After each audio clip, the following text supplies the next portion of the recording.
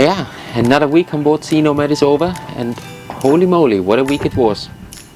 We started off coming back from Boulder Island to keep going with our engine repairs.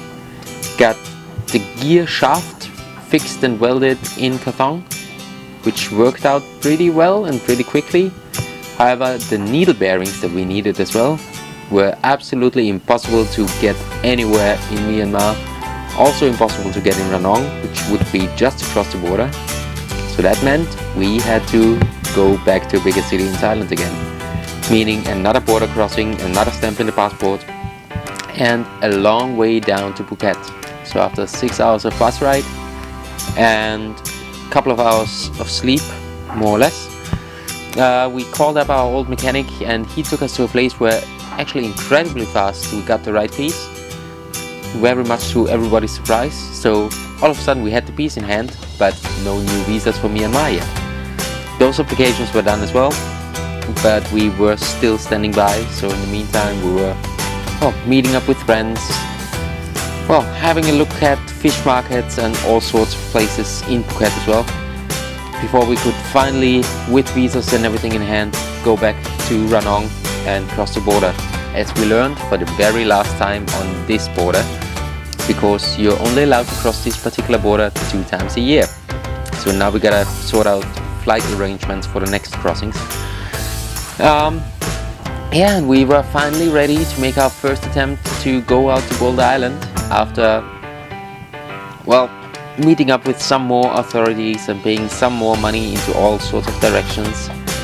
We were finally free to go, only to learn after about 2 hours of motoring that the engine with the brand new repaired gearbox actually had some other issues itself. Anyway, so we shut down one engine, which was not the biggest deal because we had a little bit of wind to keep going, and we still had the second engine.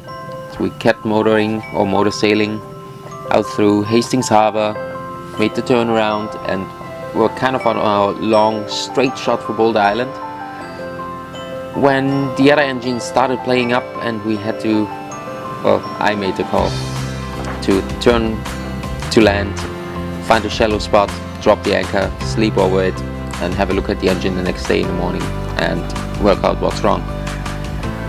Doing that turned out to be more of an issue than everybody thought, because we found a pearl farm.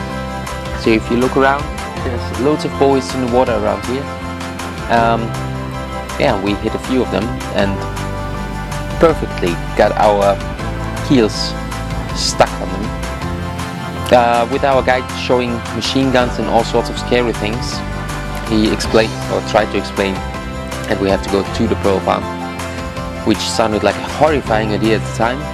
And really I was at the stage where I just wanted to get out of this place. 2 engines down, the dinghy engine played up as well, which was very surprising, and the boat stuck.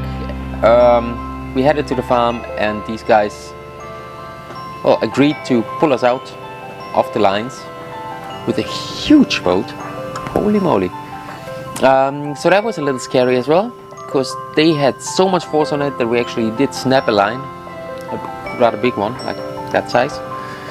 And then there was so much force on the rudders from pulling backwards that they got stuck in one direction. Also they got stuck on another line, which then bent the shaft of the wheel itself, not the rudders luckily. But ultimately it left us with no engine and no steering, which is a rather shitty position to be in.